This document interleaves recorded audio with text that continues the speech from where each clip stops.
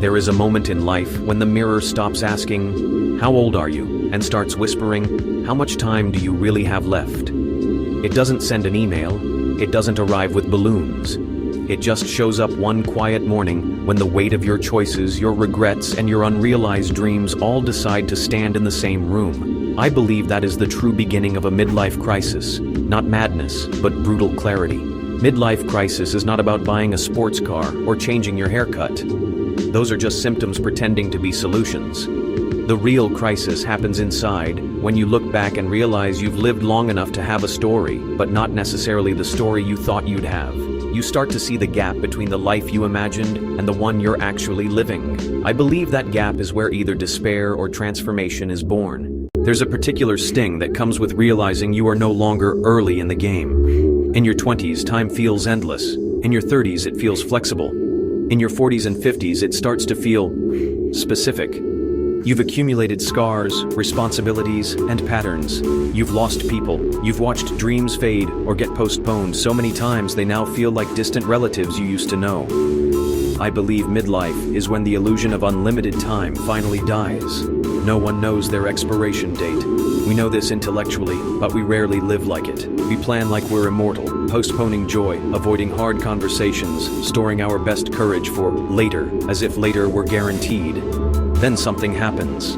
A funeral, a diagnosis, a birthday ending in a zero, a quiet breakdown in the shower. Suddenly, time stops being a background concept and becomes the sharpest reality in the room. I believe that shock is painful, but it's also a gift. Because when you finally accept that you don't know how much time you have left, you start to ask better questions. Not, "How do I look?" but "What am I doing?" Not, "What do people think of me?" but "What legacy am I actually leaving?" Not, "How do I stay young forever?" but "How do I make whatever time I do have matter?" I believe midlife crisis is life's way of forcing you to stop living on autopilot. I have felt that internal shake. It's like waking up in a house you built room by room, then realizing you never checked the blueprint. Your career, your relationships, your habits, your beliefs, you assembled them as you went. Some of it is beautiful, some of it is broken. And at midlife, the question hits hard. If I keep living exactly like this, where will I end up? I believe that question is not meant to crush you. It's meant to wake you. Time at this stage becomes less theoretical and more tactile. You can feel it. In your knees, in your energy, in the way the kids you once carried are now taller than you. In the way your parents, once invincible, suddenly look fragile. These small shifts are sermons. They preach one message. You are not in rehearsal anymore.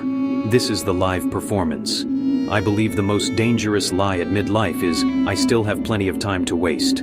What makes midlife crisis so intense is the collision of two truths. You cannot redo the past, and you still have future left.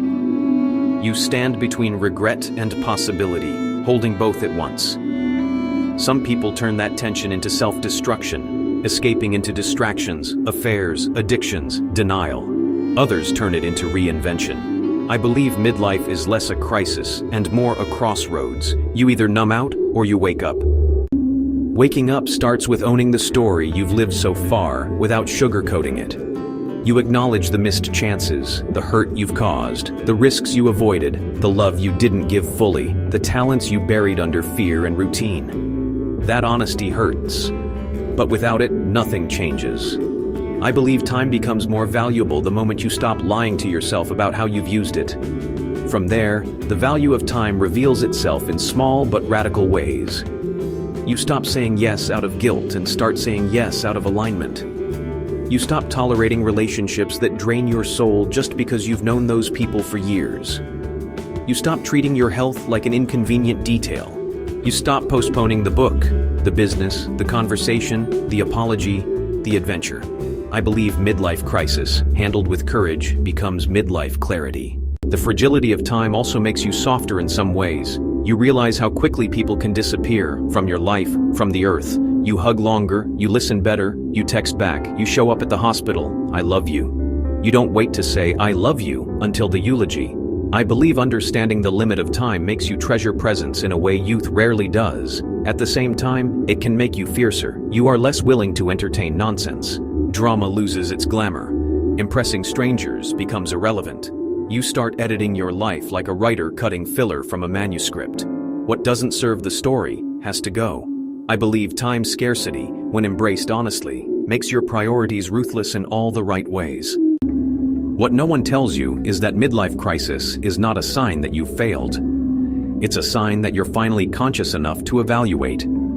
The people who never experience it may not be lucky, they may simply be numb. You are feeling the weight because you care, because some part of you still wants your remaining chapters to mean something. I believe that desire is sacred. It means you're not done. The value of time becomes clearest when you realize how little of it you actually control. You can't extend the total. You can't rewind. You can only decide how deeply you live inside each day you're handed. Suddenly, scrolling mindlessly for hours feels expensive. Holding grudges feels costly. Staying stuck in situations that no longer align with your calling feels irresponsible. I believe midlife is when you start seeing your hours as currency, not background. You don't know if you have 30 more years or 30 more days. Neither do I. That uncertainty can either paralyze you or electrify you. If you let it electrify you, your life starts to change in subtle but profound ways. You initiate the hard talk. You forgive the unforgivable. You finally start the project. You book the flight. You change the habit. You go to therapy. You pick up the guitar. You read the book that might rewrite you. I believe living like time is fragile is the fastest way to make time feel fuller. Midlife crisis also invites a deeper spiritual question. What have I been living for? Achievement, approval, comfort, control? None of those hold up well against the reality of limited time. Eventually, they all feel too small. You begin to crave something bigger, a sense that your days are connected to a purpose beyond your own ego. I believe that search is not a problem. It's the beginning of wisdom. If you're in that midlife tension right now, feeling the weight of how much time do I really have, and what have I done with it, you're not broken. You're awake. And awakening is always disorienting before it's liberating. You might feel behind. You might feel guilty. You might feel scared. But here is the quiet miracle. As long as you're still breathing, you still have pages left to write. I believe your past chapters can inform you without imprisoning you. The value of time at midlife is not just about productivity, it's about depth. You may choose to do fewer things, but you'll do them more intensely, more honestly, more present. You laugh without performing. You love without half measures. You work with more intention. You rest without shame. You show up as yourself instead of your presentation. I believe that is the real upgrade available in midlife. Not a younger face, but a fuller soul. In the end, midlife crisis and the awareness of time's limit form a single question that will not leave you alone. If I died sooner than I think, would I be proud of how I used today? Not last year, not someday, today. If the answer is no, the crisis is your invitation to change it, not by panicking, but by choosing differently, conversation by conversation, decision by decision, hour by hour. I believe none of us know how much time we have left, but we all know whether we're truly living with the time we have now. If you enjoyed this video, please subscribe to the Digital Mentor 777 via YouTube.